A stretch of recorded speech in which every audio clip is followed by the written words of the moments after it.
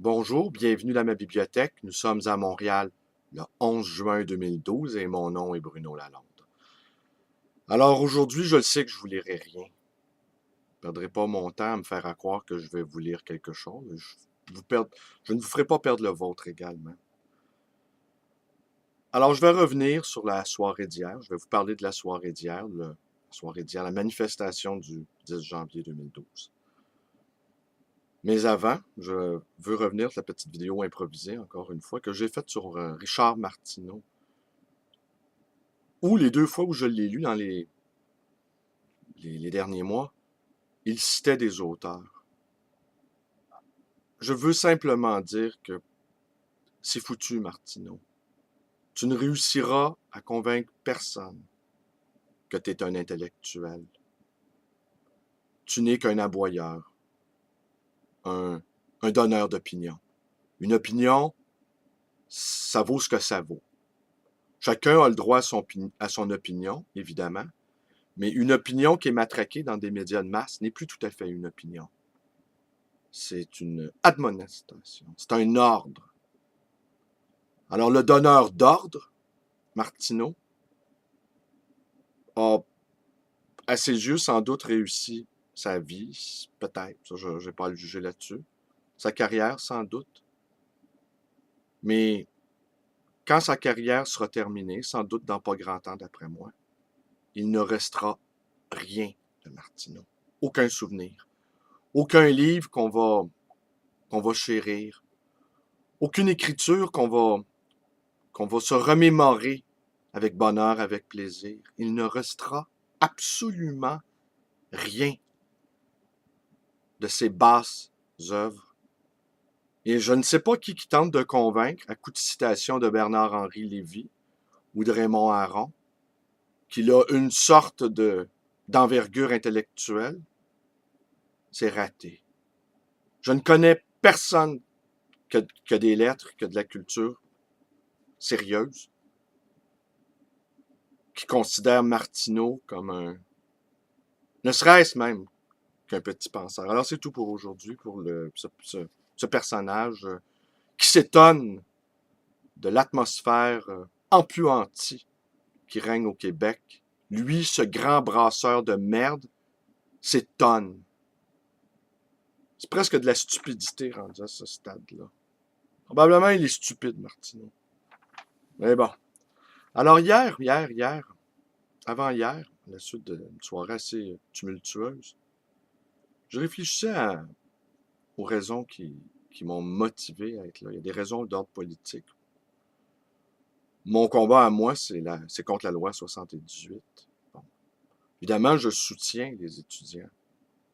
Dès le début, je les ai soutenus. Je les ai approuvés dès le début. Mais là, maintenant, c'est autre chose qui se passe. Là.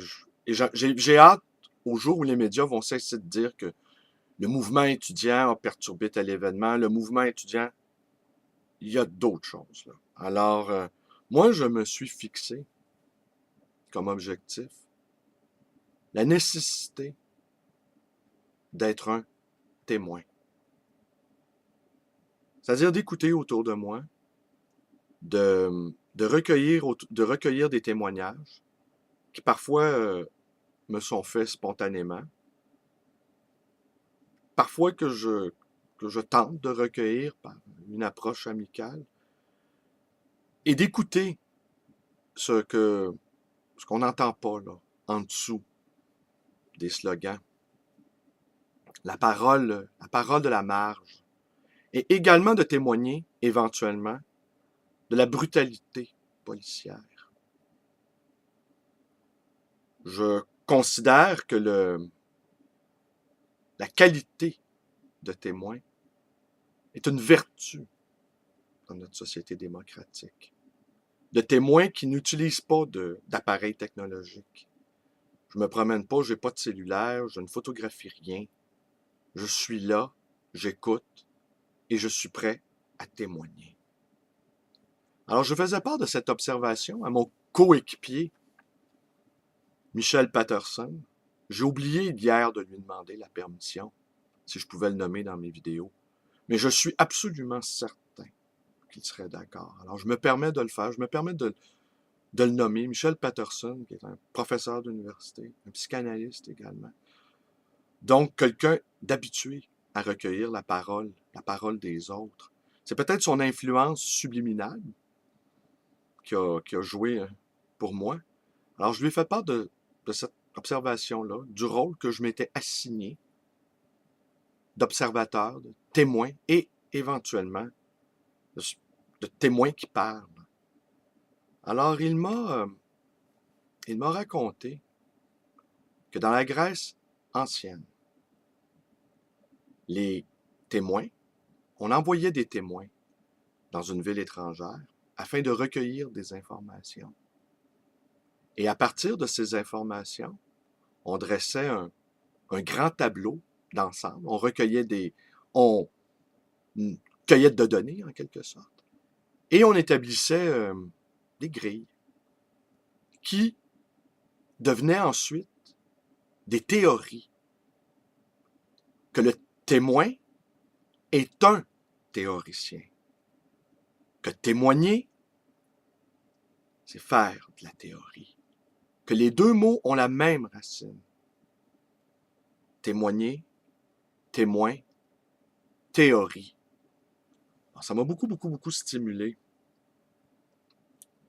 Beaucoup. Alors, je continue à prendre des notes, à écouter la parole qui se tapit sous le bruit des slogans. Alors, quelques petites observations. Donc, hier, après cette manifestation plus ou moins ratée, il y a des choses que je ne peux pas vous raconter là, dans ma vidéo, mais je me pose certaines questions sur les leaders de nos manifestations nocturnes. Il y a quelque chose là-dedans qui ne fonctionne pas. Nous souffrons cruellement d'un sens tactique. Alors, hier, revenant à pied, j'attendais un feu de circulation. J'ai senti qu'on me regardait. Et là, j'ai senti qu'on me regardait et une cadette policière qui avait remarqué mon carré rouge m'a dit bonsoir. Alors, no eyes contact, hein, qui apprennent dans la police. Continue à regarder droit devant moi, je l'ai ignoré superbement. Et là, elle s'est même parlé. Monsieur, faut attendre la lumière.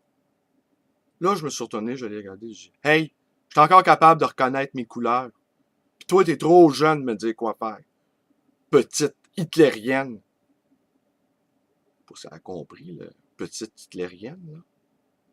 Mais quand tu commences à te faire bosser par des enfants, là, c'est quoi elle? C'est quoi? C'est une enfant roi? Une enfant dictatrice? Une enfant tortionnaire? Autre chose que j'ai remarqué dans mon quartier, je vis dans le centre-ville de Montréal, je me fais tout le temps quêter. Les itinérants nous quêtent sans arrêt. Des fois, je leur en donne, ça dépend de ce que j'ai dans mes poches, ça dépend si j'en ai donné au gars avant, ça dépend de mon humeur aussi.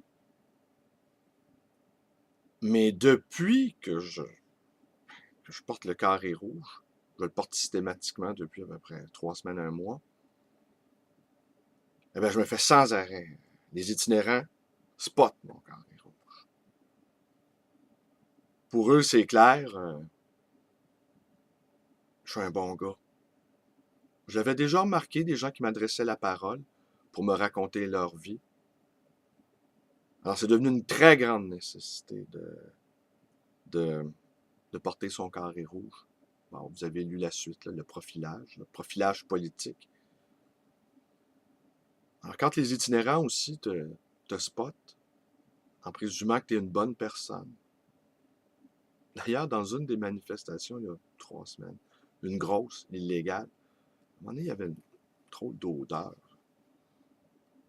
Ben, c'est un itinérant qui s'était joint à la manifestation. Il marchait droit devant lui, un homme habitué à parcourir de grandes étendues en solitaire. Et il nous a accompagnés, en tout cas, moi, dans mon trajet, c'était une longue promenade de quelques heures. Il a dû être à côté de moi pendant au moins 1 heure et demie, en marchant droit devant lui. Alors pour une fois, ce pauvre homme cessait de déambuler en solitaire. Je trouve ça étonnant aussi. Il devait être content, il y avait d'autres itinérants qui marchaient à ses côtés.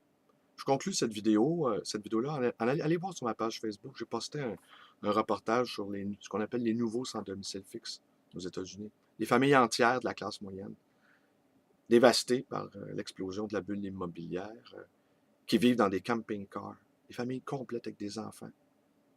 La classe moyenne, là, qui est en Europe et aux États-Unis, des pans entiers de cette classe-là, qui est en train de s'enfoncer dans la misère, et qui croient toujours qu'ils y sont pour quelque chose. Je leur dirais simplement que leur responsabilité personnelle n'est pas nécessairement là où ils le croient. Qu'il faut un engagement politique. Ils s'en sortiront jamais tout seuls, ces gens-là. C'est fini, c'est trop tard pour eux. Ils peuvent s'impliquer politiquement. Puis nous aussi, on peut s'impliquer politiquement. Pas juste pour les aider eux, pour les empêcher que le système néolibéral nous emporte tous et fasse de nous, pour toujours, des sans domicile fixe. Alors, c'est tout pour aujourd'hui. Je vous remercie d'être là. Je vous remercie de m'écouter, d'être bien gentil. Vous pouvez vous abonner à mes vidéos, B. Lalonde 100. Vous pouvez également devenir un militant, une militante Facebook en vous joignant à ma page. Vous pouvez me téléphoner à ma librairie 514-736-0999. Et vous pouvez également me rendre visite à cette librairie d'occasion et d'ancien, le livre voyageur à Côte-des-Neiges, à Montréal. Bonne journée.